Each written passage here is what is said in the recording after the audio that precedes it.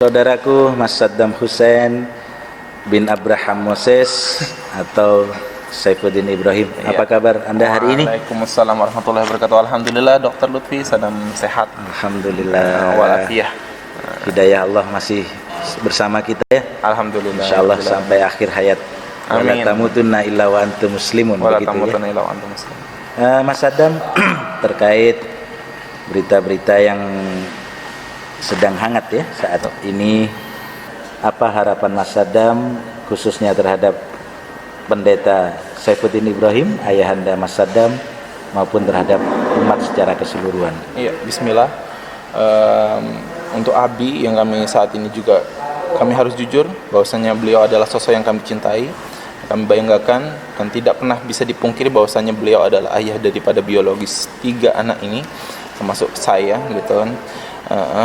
Kemudian setelah daripada itu kami ingin Abi silahkan berhenti untuk melakukan penghinaan tersebut gitu kan, dan juga menutup buku rapat-rapat, kemudian lisan rapat-rapat terhadap penghinaan seperti itu, karena satu, untung bagi beliau sendiri tidak ada, apalagi untuk umat seperti itu.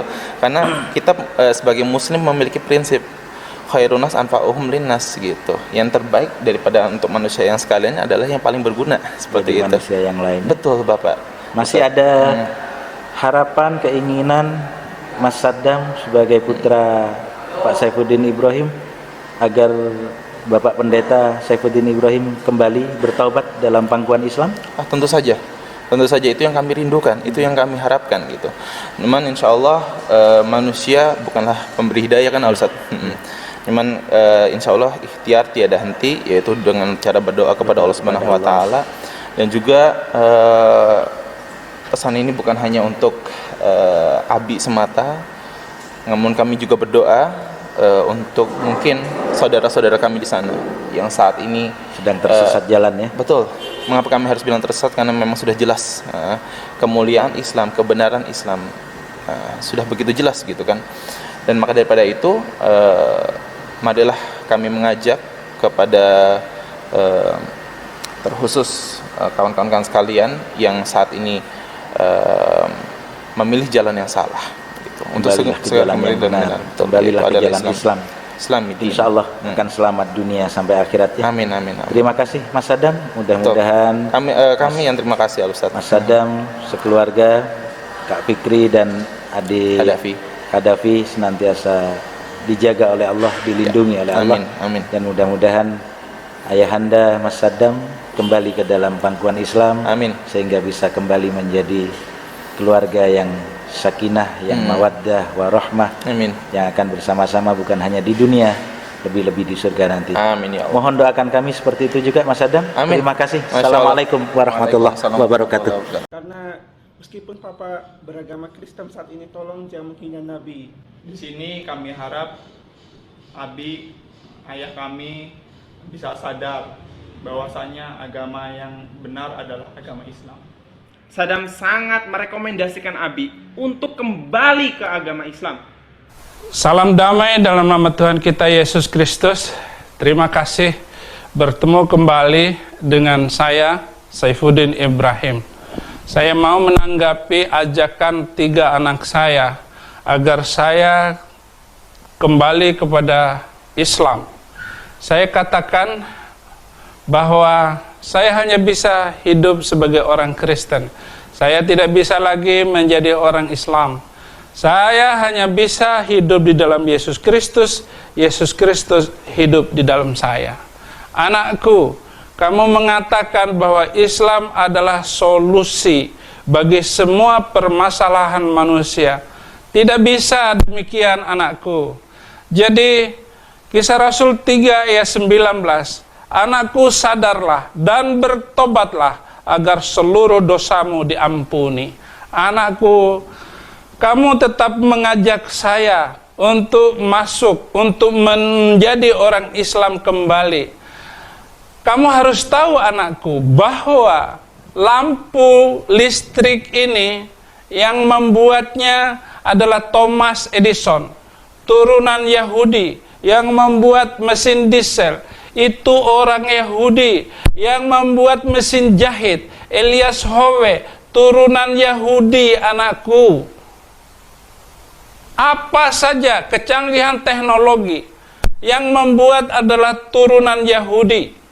Yang membuat pesawat terbang itu orang Yahudi. Wright bersaudara turunan Yahudi. Kalau nggak ada turunan Yahudi yang membuat pesawat terbang, naik haji pakai onta. Tidak bisa, anakku. Kamu mengatakan Islam adalah solusi. Jawab dulu pertanyaan saya sebelum saya masuk Islam. Apa sumbangan Islam bagi dunia ini selain terorisme dan pembunuhan?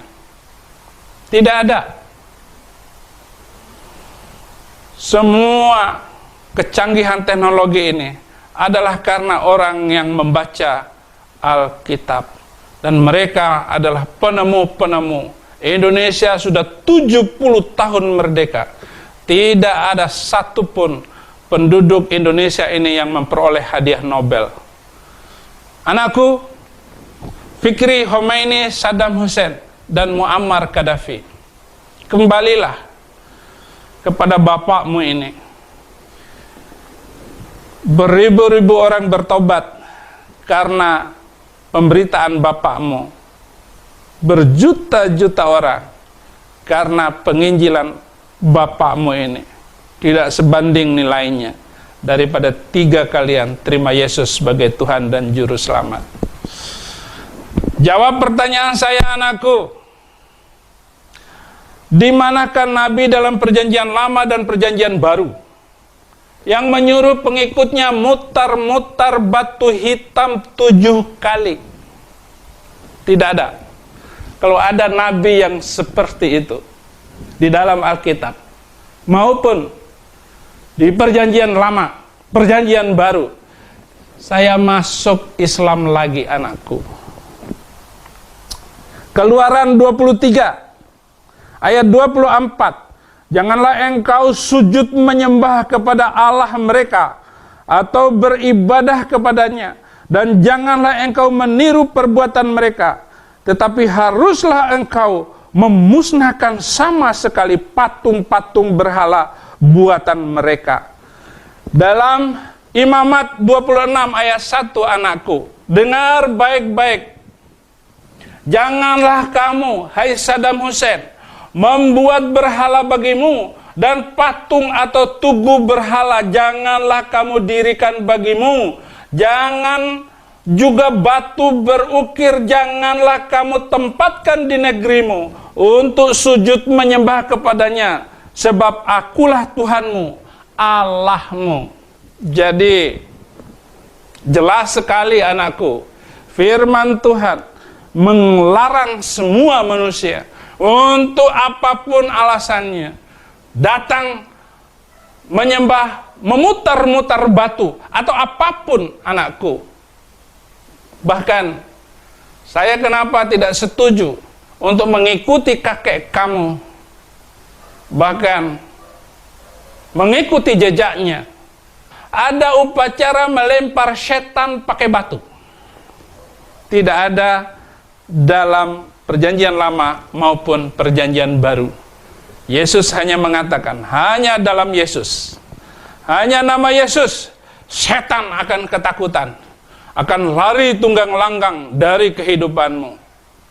Terima kasih. Tuhan Yesus memberkati.